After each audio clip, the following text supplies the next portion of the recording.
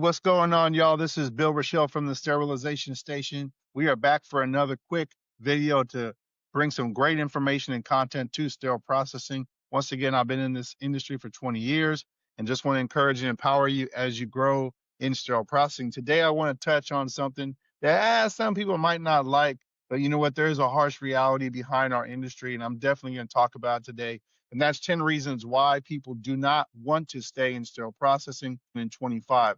So once again, this is the channel where we talk about all things sterile processing, the good, the bad, and the sterilized. And today we're diving into this topic because it's something that's on people's mind in 2025.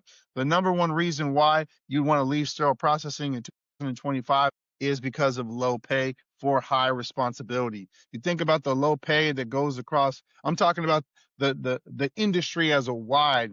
Certain areas you're going to have higher pay rates, maybe New York, bigger cities like San Francisco, the Bay Area. You go down to the South, you're going to make some very low pay wages. And these are reasons why people are, stepping away from sterile processing. And just want to let you know, this is a real reason why people are leaving the industry today. Reason number two is because departments are short-staffed and they're requiring mandatory overtime. We have all felt it, right? Teams running on fumes, not enough techs to begin to do the job. But you know what? This is something that's really real. A lot of mandatory overtime because people are calling out sick, not there because the workload is just too much for people to handle. It's not that people don't love the work. They just can't keep sacrificing their health and their family time. And burnout is real in this industry. It could be a part of your culture, as Mr. Parker from URCO would always say. It's what you allow, it's what you do consistently, what you celebrate. This is the number two reason why people will leave sterile processing. Number three is a lack of recognition and respect in the industry. This is a big one because how many times have you heard someone say, oh, you just clean instruments, right? That one sentence that drives so many talented people away. We're professionals, we're not janitors that are cleaning scalpels. Until the larger health systems truly value what we do, retention will be a problem. Number four reason is there's no clear career path. There's so many places where you come in, you're a tech one, maybe a tech two, but they don't have a lot of job opportunities for advancement in the department. This is a big thing in sterile processing. Not saying it's everywhere, but it does exist in the industry, and many techs are feeling stuck. There's often no structured career ladder for growth beyond a lead tech or a supervisor. And we have to be real. People want to grow. They want to feel valued. They want to, whether it's becoming a sterile processing quality in the quality department of sterile processing, a manager, instrument specialist, a liaison, an educator, we have to create more opportunities for them to grow in the industry. Number five reason why people are leaving sterile processing is the physical and mental burnout. Number five, physical and mental burnout. The work is demanding, heavy trays, long hours standing, hot decontamination rooms. You got the PPE on, you're sweating. It's a lot of work, and you feel like the case cards just don't stop coming down that elevator, and it's constant noise. This adds to the mental pressure of perfection because mistakes can cost lives, and it can be a lot.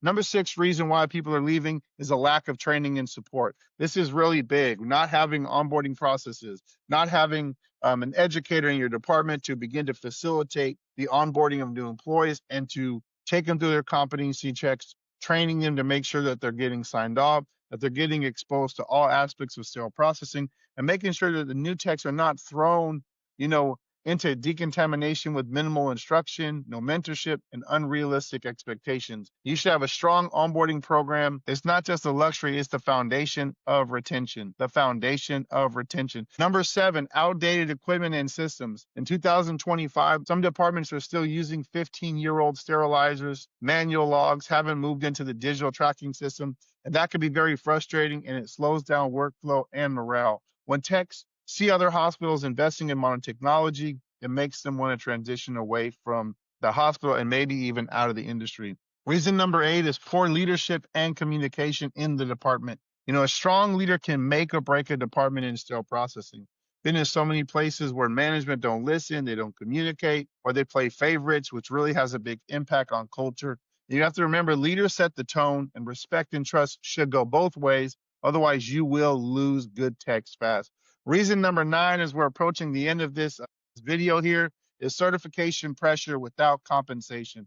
We want to make sure that if techs are getting certified, that they're have an increase to their salary because they have taken the time to become certified. And that's becoming something that's really taken over the country. A lot of people, are utilizing the HSPA chapters and also getting involved in, the legislature to begin to pass, bills and laws that allow them to make certification mandatory. And we appreciate those who've done that work. And hospitals are requiring, certifications like CRCST for your sterile processing techs, for leadership to have that CHL, certified healthcare leadership, and also like CIS if you're going to be an instrument specialist. So why study, test, and pay out of pocket if it doesn't improve your situation? Recognition and compensation should match the effort. And number 10 reason why people are leaving sterile processing is because they're feeling invincible. Right? They're feeling that they're not really being thanked by the OR, thanked by their leadership. Overtime is being mandatory without a thank you, right? I mean, if your staff is staying over, the least you could say is thank you. Maybe buy them a sandwich, a cup of coffee, something that could really